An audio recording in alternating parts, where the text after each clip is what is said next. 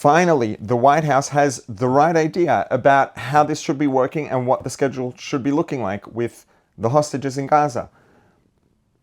President Trump's updated ideas and scheduling are spot on.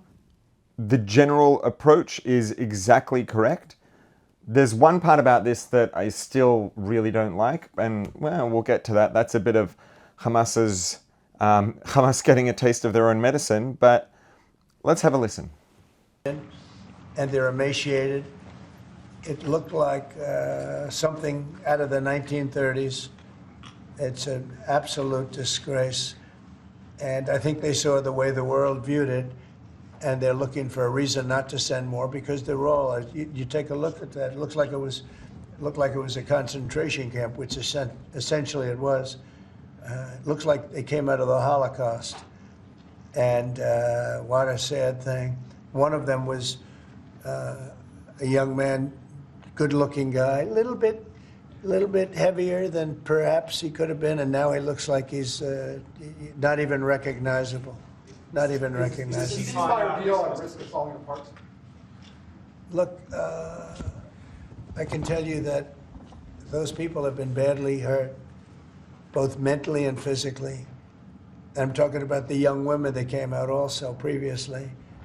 And I think one of the reasons they're doing this is because they're probably sending the best. What you see is probably the best, because they want to send people that look at least healthy. And that's not healthy. These people have been badly hurt. They've been interviewed by our representatives. They've been interviewed by Israeli representatives, and they're really hurting. They are really hurting, mentally and physically. And I think Hamas is looking at that and saying, well, it's not going to get much better than that, because they probably send out their best as a representative, and they've got more to send out, and they probably feel that they can't do that because it's not going to make them look very good. Is the ceasefire delay that, sir? Should the ceasefire then be off? Well, I would say this, and I'm going to let that because that's Israel's decision, but as far as I'm concerned, if all of the hostages aren't returned by Saturday at 12 o'clock, I think it's an appropriate time. I would say cancel it and all bets are off, and let hell break out. I'd say they ought to be returned by 12 o'clock on Saturday, and if they're not returned, all of them, not in drips and drabs, not 2 and 1 and 3 and 4 and 2. Saturday at 12 o'clock, and after that, I would say all hell is going to break out. And I don't think they're going to do it. I think a lot of them are dead. I think a lot of the hostages are dead. I think it's a great human tragedy what's happened, how people can be that mean to do.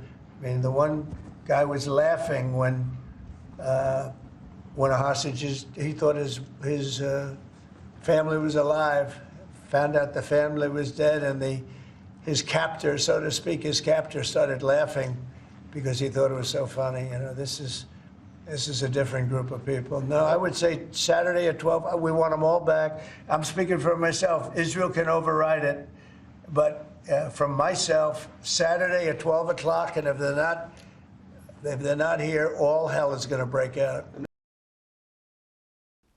Overall, this is the right approach.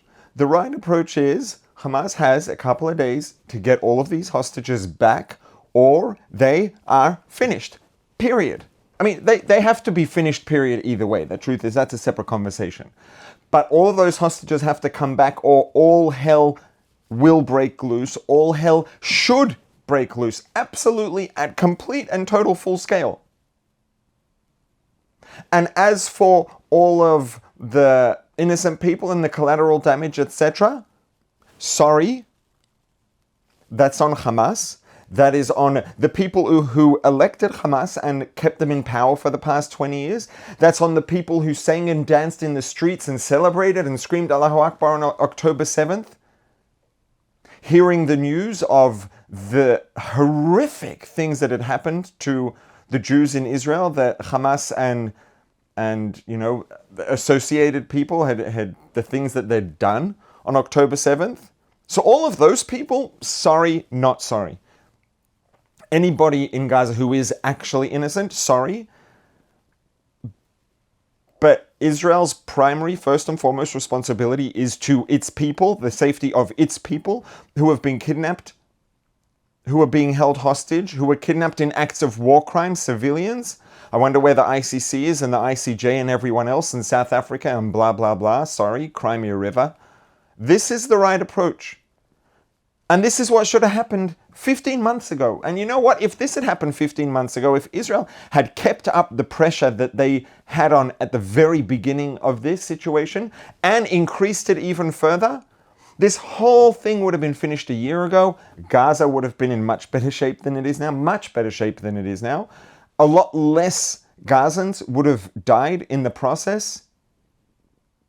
And Israel would have had its hostages back a year ago. So, this should have happened 15 months ago. The best time was 15 months ago. The second best time, I guess, is now. Now is definitely better than never. God forbid. So, yeah, let all hell break loose if that's what it's going to take. Because Israel's job is to get its hostages back, and America's job is to get its hostages back. They're American citizens being held hostage who were kidnapped in war crimes, and they're just sitting there languishing for 15 months. Now, in the opening, I said there was one part of this that, I still disagree with, and that is, I don't know if disagree is the right word, but the fact that this is happening now, and this is where Hamas is getting a taste of their own medicine, which is the optics. All of this boils down to optics, and Hamas are the masters of optics. They maximize civilian casualties. Every time a Palestinian woman or child gets killed, Hamas is dancing and celebrating. Why? Because it's optics.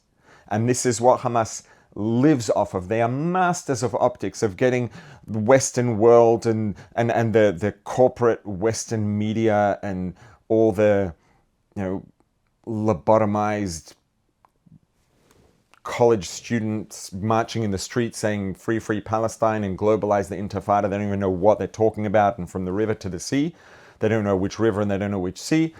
All of that is built on top of the optics that Hamas are masters of generating. What changed this week? Why is it that all of a sudden this change in mood is happening? It's because of optics. It's because these hostages came out, and the condition that they're in is in public, on camera. Finally, the world is seeing. When Hamas first released the ones that looked the most healthy, and they ran out of those, and now the hostages that they're releasing look terrible.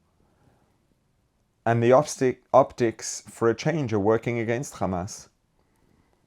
And all I can say is, it's about time.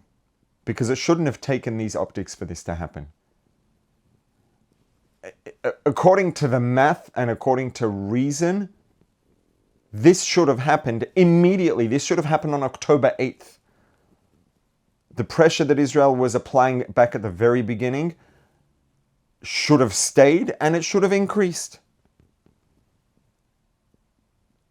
That being said, the fact that it's happening now because of optics is what it is, but we'll take it. Better late than never. Let's get those hostages back, every single one of them. And if not, I would say God save the people who are responsible, or not. Let's just get those hostages back safe and sound. And anybody who's got a problem with it can cry me a river.